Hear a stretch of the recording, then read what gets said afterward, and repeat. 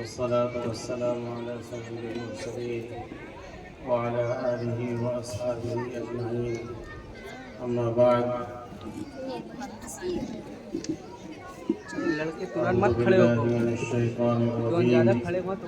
بسم الله الرحمن الرحيم. إنا نحن نزلنا الذكر وإنا له لحافظون. صدق الله العظيم. قابل عزت احترام ہم سب کے استاذ محترم، مئو شہر کے مفتی دارالعلوم مئو کے شیخ الحدیث حضرت مولانا مفتی انور علی صاحب رونق افروز ہیں، اور حضرت مولانا احمد اللہ صاحب سابق شیخ الحدیث مدرسہ دارالعلوم مئو کی تشریف فرما ہیں. دوسرے علماء کرام بھی یہاں پر موجود ہیں. ان کا بیان بہت ہی اہم ہوگا، ہم سب اس سے انشاءاللہ مستفید ہوں گے. ہماری حاضری مولانا انظر کمال صاحب کی دعوت پر ہوئی. اس مدرسے کو دیکھ کر یہ احساس پیدا ہوتا ہے کہ یہ چھوٹا سا مکتب جو مولانا نے قائم فرمایا تھا وہ روز بروز ترقی کی طرف گامزن ہے.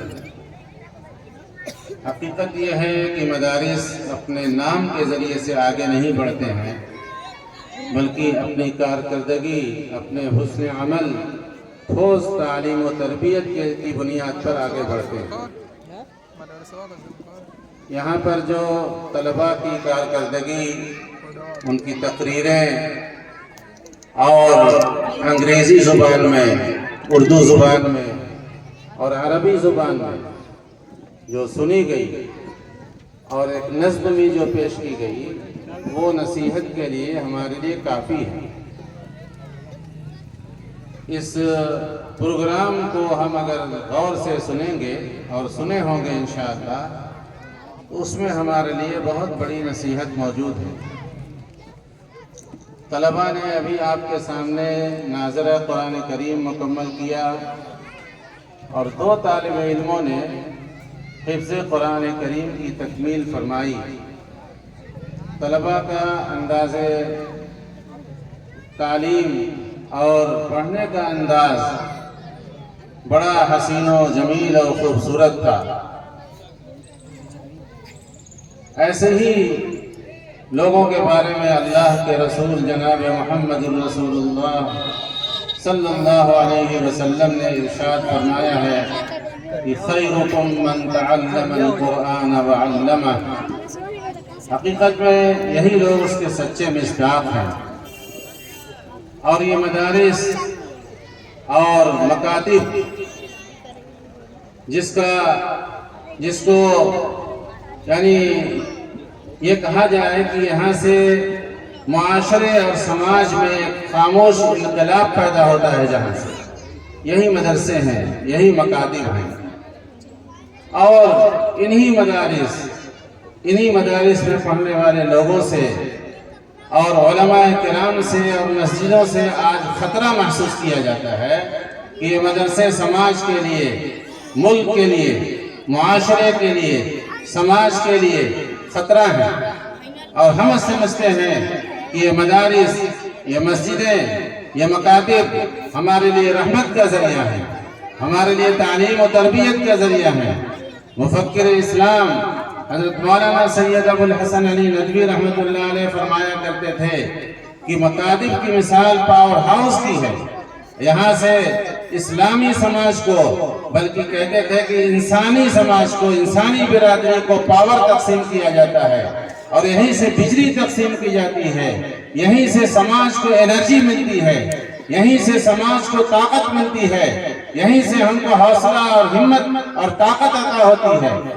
ہم کو تو علامہ اقبال کے شعر پر یقین ہو نہ ہو، لیکن غیروں کو اور یعنی باطل طاقتوں کو اس پر ضرور یقین ہے کہ اسی ذریعہ سے اٹھتی ہے وہ موجیں تند جولابی اسی ذریعہ سے اٹھتی ہے وہ موج تند جولا بھی، نہنگوں کے نشیمن جس سے ہوتے ہیں کہو بالا۔ ہم کو یقین نہیں ہے اس پر، لیکن غیروں کو یقین ہے۔ وہ ڈرتے ہیں تو مدرسے سے، ڈرتے ہیں تو مسجدوں سے، ڈرتے ہیں تو مکاتب سے، کہ یہیں سے انقلاب پیدا ہوتا ہے، یہیں سے یعنی پیڑ کے جڑوں میں پانی دیا جاتا ہے، اور یہیں سے ہم پیڑوں کو تازگی ملتی ہے۔ مولانا قاسم نانوتوی رحمت اللہ علیہ نے دارالعلوم کی جو بنیاد رکھی تھی، اور اسی کی برکت سے پورے ملک میں مکاتب اور مدارس کے جال بچھ گئے، اور یہ مدرسہ اور یہ مکتب بھی اسی کی ایک شاخ ہے، اسی کا ایک اثر ہے، اسی کی ایک برکت ہے۔ مولانا انظر کمال صاحب جن کو اللہ تعالیٰ نے بہت صلاحیتوں سے نوازا ہے، ان کے فکر کی سنجیدگی کا یہ نتیجہ ہے، اور انہوں نے جو تربیت حاصل کی وہ محدث عصر حضرت مولانا حبیب الرحمن صاحب اعظمی نور اللہ مرقدہ سے براہ راست انہوں نے تعلیم حاصل کی ہے، انہوں نے تربیت حاصل کی ہے، اور ان کے والد بزرگوار جو علم و عمل کا جامع تھے، علماء سے بے پناہ محبت کرتے تھے، علماء سے بے پناہ تعلق رکھتے تھے، ان کی برکتوں کا یہ نتیجہ ہے کہ یہ مدرسہ روز بروز ترقی کرتا چلا جا رہا ہے۔ ہم سب دعا کرتے ہیں کہ اللہ تعالیٰ اس مدرسے کو دن دونی رات چوگنی ترقیات سے نوازے، اور یہ مدرسہ روز بروز ترقی کی طرف آگے بڑھتا رہے، اور یہاں سے جو لوگ فائدہ اٹھا رہے ہیں اللہ تعالیٰ ان کے علم میں، ان کے عمل میں، ان کی زندگی میں برکت عطا فرمائے۔ وآخر دعوانا الحمدللہ رب العالمین۔